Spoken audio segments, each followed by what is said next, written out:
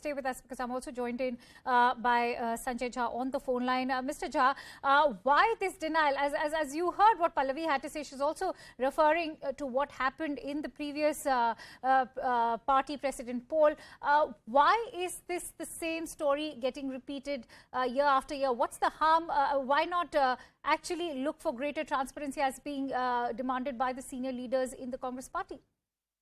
Well, you know that I have been a very vocal critique of some of Congress's fault lines.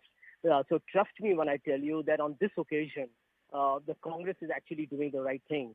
Let me tell you that people who are delegates, these are all Congress members, leaders, office bearers, etc., etc. Now, their data, whoever are the members of the Electoral College, why should it be out in the public sphere on the website, which can be accessed by any political party? Why should the Congress do that? But what is the harm? That is the question that's going to be asked. Okay. What is the harm if it is there on the party's website? Okay, now let me answer that for you. Okay, if I am a potential presidential candidate, Mr. Mistry, of whom I have been critical in the past, I'll agree with him today. I'll agree with everything that the Congress is saying for only one reason. They're saying if you're a candidate, we will give you all the data you have. So my simple question is, if Shashi contests or Manish contests or anybody else contests, and if they are not given access to the data, they have every legitimate right to cry foul. But otherwise, why should the Congress do it? Transparency means you will be able to access whoever you're supposed to pitch to, that the party is doing. We don't even know who the final nominee is, right? Nobody is officially a candidate yet. No, but I don't understand what is the harm if the information is on the party's website, and even if it reaches the public domain. I'm also going to bring in Mr. Tom Vadakkan of the BJP. He's also joining me right now. Stay with us, Sanjay. Mr. Vadakkan, the question right now to be asked, going by what Mr. Jha has to say, is what is the harm if this information is actually shared on the party's website? Mr. Sanjay is saying what? Mr. Sanjay Jha is, of course, negating that it is not the right thing to do to share information on the party's website. This is the same party that brought the RTI Act, wherein everything is in public domain. You can send a 10 rupee postal order and get every information required under RTI bidding. This is the same party that talks about transparency. Now what have they got to hide? They have a lot to hide, because many of these members and who have they put on are members that have been not elected. They've been all nominated. And that comes into public purview. Questions can be asked. No, I don't say that this is something that they've done earlier. No. This has been a practice that they've been carrying on, and that's why it is called one of the most rigged elections that any democratic party can have.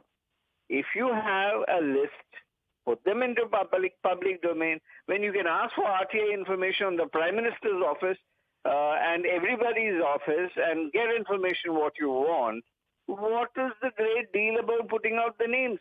And then if I am a candidate, I'll have to find a proposer, no? I must know who are the proposers. So if I give some proposer's name, they'll say it's not there in the list, and set aside my candidature. I'm not an advisor to the Congress party or any party for that matter. I'm giving you what is a logical course of thinking, and which any party that claims to be democratic and wants to have an election which is open, frank and transparent. Mr. Vadakkan, stay with us. Let's also listen into what Charan Singh Sapra of the Congress party has to say. Mr. Sapra, as Mr. Vadakkan was pointing out, that you are talking about electoral rolls being published on or how it could be problematic. Your party person Sanjay Jha said that it's problematic if it is shared on the party's website, to which Mr. Vadakkan has rightly pointed out that you're talking about such a thing in times when information can be easily accessed through an RTI. Why should electoral rolls being published on the party website be a problem? See, the BJP spokesperson is grossly misguiding. Let me tell you that RTI doesn't work within the party. And number two, let me also tell you or remind you that has BJP declared any membership drive data on the public domain? Have they ever given? Why are they asking from Congress party? Number 3, anybody who wishes to contest the election of president of Congress party, he can fill the form with 10 proposers. Now 10 PCC member, anybody who wishes to contest the election of president can have 10 PCC members from his own area, from where he is a leader.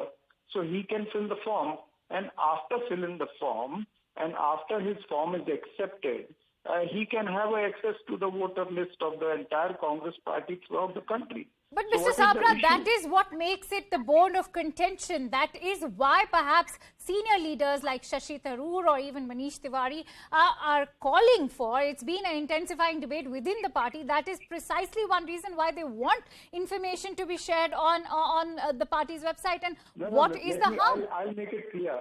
No, you tell me what is the harm, what is the drawback that we are looking at? Because, you know, the allegation, of course, comes back to the age-old argument that voices are being downplayed by the old guard. That also includes the Gandhis. Listen to me now carefully.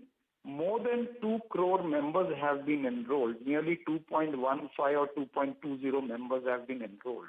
Now, if we put this data with entire phone numbers and address in the public domain, it can well be misused by any other political party like BJP.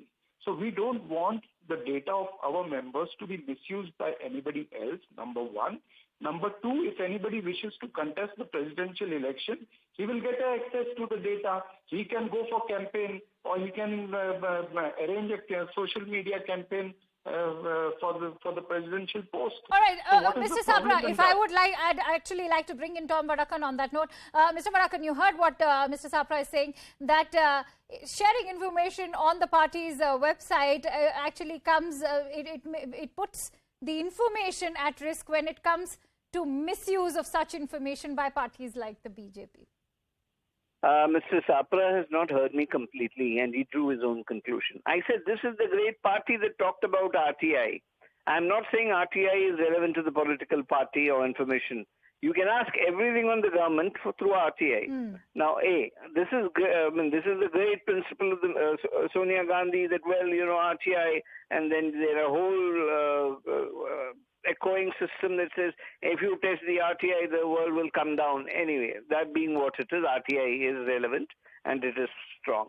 Now, I am asking you a very simple question. When you file your nomination and you say these are my proposals, and the people who have to clear the paper for the proposal says, well, these out of the 10 you have given, 3 are not relevant. They're not even there in the list. And then you set it aside. The man loses his, a nomination. Clear, and that can be done all through. Because if you are not giving the list in public domain before the nomination is announced, how will that person know? How will that person know who are the proposers? If the proposer is not there in the list, what happens? And then you can't ask for the details.